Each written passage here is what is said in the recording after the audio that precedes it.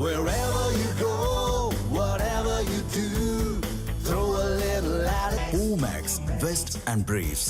உறுதியளிக்கப்பட்ட ஓய்வூதிய திட்டத்தில் சேர்க்க வலியுறுத்தி சென்னை சைதாப்பேட்டையில் உள்ள பனகல் மாளிகை அருகே 20வது நாளாக போராட்டத்தில் ஈடுபட்ட ஊராட்சி செயலாளர்களை போலீசார் கைது செய்துள்ளனர்.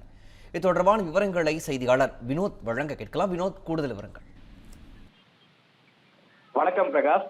தமிழகம் முழுவதும் உள்ள 2525 கிராம ஊராட்சி செயலாளர்களை காலமுறைய ஊதியத்தில் இருந்து உறுதியளிக்கப்பட்ட ஓய்வூதிய திட்டத்தில் சேர்க்க கோரி சென்னை சைதாப்பேட்டை பனகல் மாளிகை அருகே ஊராட்சி செயலாளர்கள் 20வது நாளாக போராட்டத்தில் ஈடுபட்டு வருகிறார்கள்.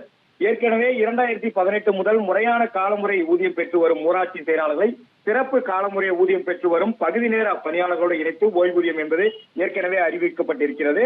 இந்த வேறுபாடுகளை கலைந்து உறுதியளிக்கப்பட்ட ஓய்வூதிய திட்டத்தில் கிராம ஊராட்சி செயலாளர்களை சேர்க்க வலியுறுத்தி கடந்த மாதம் 6ஆம் தேதி முதல் 13ஆம் தேதி வரை 8 நாட்கள் ஊராட்சி செயலாளர்கள் போராட்டத்தில் ஈடுபட்டனர். அப்போது 8வது நாளாக போராட்டத்தில் ஈடுபட்ட ஊராட்சி செயலாளர்களை தமிழக அரசு சார்பில் பேச்சுவார்த்தைக்கு அழைக்கப்பட்டு உறுதியளிக்கப்பட்ட ஓய்வூதிய திட்டத்தில் இணைக்கப்படும் என தெரிவித்ததன் பேரில் ஊராட்சி செயலாளர்கள் தற்காலிகமான அந்த போராட்டத்தை ஒத்திவைத்திருந்தார்கள். அதன் பின்னர் ஊராட்சி செயலாளர்கள் எதிர்பார்த்த அரசாணை எதுவும் தமிழக அரசு வெளியிடாதால் மீண்டும் போர்க்கொடியை தூக்கி ஊராட்சி செயலாளர்கள் போராட்டத்தில் ஈடுபட்டு வருகிறார்கள்.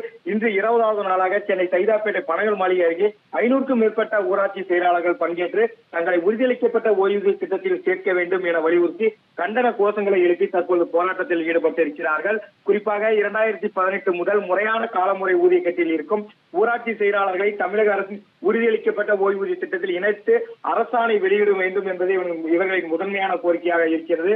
குறிப்பாக சென்னை சைதாப்பேட்டை பனகல் மாளிகை அருகே ஊராட்சி செயலாளர்கள் போராட்டம் நடத்துவதற்கு காவல்துறை அனுமதி என்பது மறுக்கப்பட்ட நிலையில் அனுமதி என்றுதான் ஊராட்சி செயலாளர்கள் தற்போது போராட்டத்தில் ஈடுபட்டிருக்கிறார்கள். இந்த போராட்டத்தில் ஈடுபட்டவர்களை தற்போது போலீசார் கைது செய்து அவர்கள் காவல் வாகனத்தில் தற்போது ஏற்றிச் சென்றிருக்கிறார்கள்.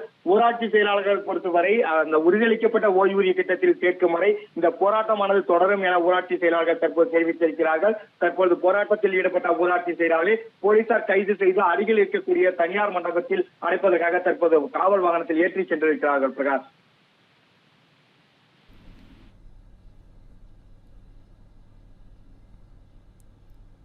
விவரங்களை வழங்கியமைக்கு நன்றி வினோத்.